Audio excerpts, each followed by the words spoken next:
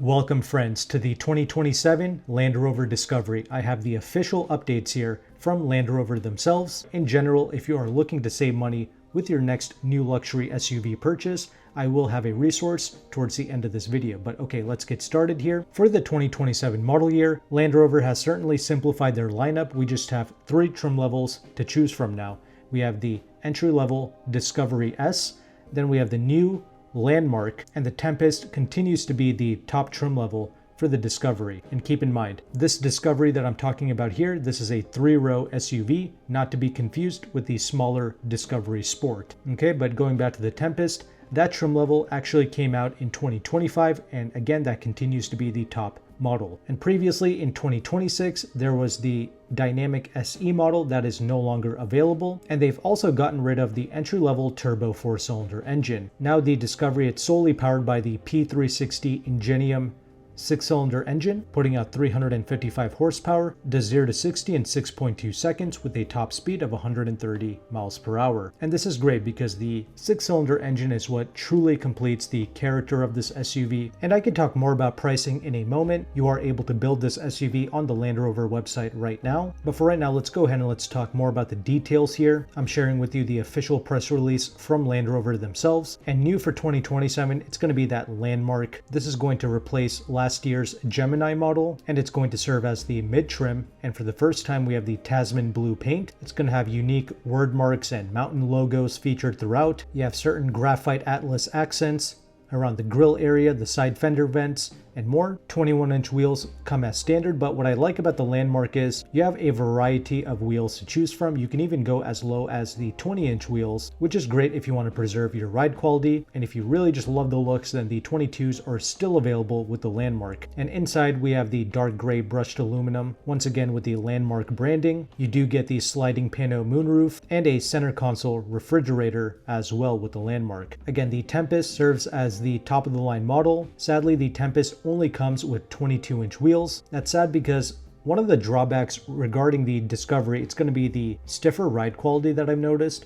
This is not going to be anywhere near as plush as a BMW X7, a GLS Benz, an Audi Q7, or even a Lexus TX. So the 22s, it's just going to make the ride quality even worse, which is why I recommend the entry-level S and the new Landmark model, because you can get the smaller wheels if you want. However, one thing I do appreciate regarding the Tempest, it's going to be the fact that it comes standard with the matte protective film. So usually on other Range Rovers, that's at least a $5,000 to $6,000 upcharge. I get it, the Tempest just naturally costs a lot more money than the rest of the Discovery lineup, and that's even with options. So yeah, they have certainly baked in the cost of that matte protective film into the Tempest MSRP, but I'm just saying it does sort of help to justify the cost, not to mention the Tempest just comes naturally fully loaded, and it looks pretty cool in my opinion. But other than that, you don't really have too much customization with the Tempest. You have a few colors to choose from, both for the exterior and the interior. You do get the extended Windsor leather throughout, and you do get the 20-way massage front seats with the driver memory. That's going to be standard on the Tempest. And really for 2027, I actually think that all 3 trim levels are worth considering if this is the SUV that you want. If you like the looks and the matte film from the Tempest, go ahead. But the S and the Landmark, not only are they cheaper, but you also get some more customization available to you. And the fact that the S now comes standard with the 6-cylinder engine, that's just great to see. And you can really like pick and choose the wheels and the colors that you want. You have some curated accessory packs that you can choose from as well to further protect your vehicle. And the capability of this SUV, it's quite good, both off-road and on-road. If you want to tow the Discovery, it can tow up to 8,200 pounds, and that's in regard to all of the trim levels. But again, the drawback to the Discovery, it's going to be that stiffer ride, and it doesn't quite have that special feel that the true Range Rovers have. But again, you're paying nowhere near the full-size Range Rover money, not even Range Rover Sport money. So yeah, that's why I appreciate this vehicle. Even though this is like a decade-old design, it still looks amazing in my opinion. And this is a proper 3-row. I am 5'11". I can comfortably fit in all 3 rows. And unlike the Range Rovers, we actually have physical separate dials for your HVAC with both the Range Rover Sport and the full-size Rover. You do not get the separate HVAC or the physical dials, which is really rather disappointing. So that's what I'm saying. You're getting a good sizable vehicle here with more practical controls. Now let's talk pricing. The S model, it starts at $64,900. The Landmark starts at $70,800, and the Tempest, it's $84,300 for 2027. Now previously in 2026, the S model only had the turbo 4-cylinder engine, same thing with the Dynamic SE, and the Dynamic SE previously was $64,600, while now this 6-cylinder S, it's $64,900. That's really not too bad. And the Landmark, that costs exactly the same as last year's Gemini model. However, the Tempest is now $800 more expensive than last year, but that's not really a big deal. Again, you're able to build these vehicles on the Land Rover website right now. None of them are available on the dealership lots as of this recording. There's a little over 1,000 2026 new Land Rover Discoveries available for sale throughout the entire country, and for sure I would try to negotiate on these remaining 2026s. I would at least try to get 10 to 12% off the sticker price. I would shoot for 12 and then settle for 10. And as promised at the beginning of this video, here's how you can save with your next new luxury vehicle purchase. You can reach out to AutoCompanion, who is one of the largest car brokers in the United States.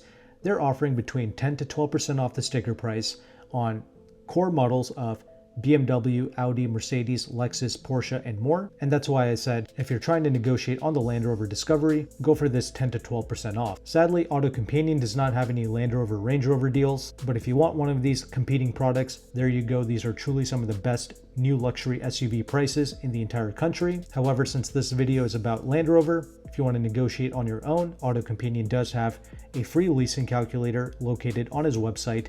This will show you the interest rate of a lease, the residual values, and the incentives that you can get in your local zip code. So that truly shows you the mechanics behind leasing.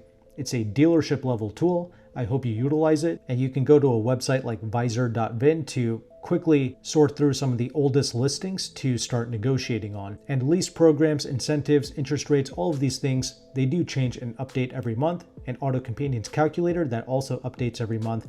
I ran numbers on a $76,000 Dynamic SE 2026 Discovery. I applied 10% off as the dealer discount, and on a 3-year lease with the welcome credit in a high tax state like Pennsylvania, if you put no money down with perfect credit, you're going to be at $955 a month, which is more than what I would like. I mean, the interest rate, it's nearly 0%, so they are truly incentivizing this SUV, but sadly, due to the rather poor resale value of this, the residuals are just so low, and that's what's driving up the payment of this SUV. Ideally, I would like this thing to lease out for $700, $750 a month.